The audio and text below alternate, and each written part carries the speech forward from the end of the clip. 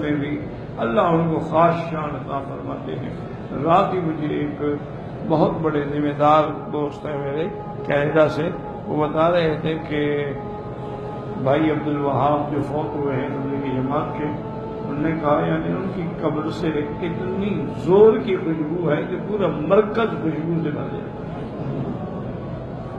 حتیٰ کہ لوگوں نے مٹی اٹھانی شروع کر دی تو انہیں مجبور ہو کے جنگلہ لگا دیا ہے کہ لوگ مٹی نہ لے جائیں۔ تو اللہ انجام دکھا دیتے ہیں کہ یہ اہل حق ہے۔ اب اس کے بعد بھی بندہ سوچتا رہے تو اس کا علاج تو کسی کے پاس۔ اللہ موت کے بعد کا انجام، یہی پوزیشن تھی جب حضرت لاہوری فوت ہوئے کہ قبر سے خوشبو، یہی بات تھی کہ جس دن مولانا محمد موسیٰ روحانی بازی فوت ہوئے ان کی قبر سے بھی خوشبو۔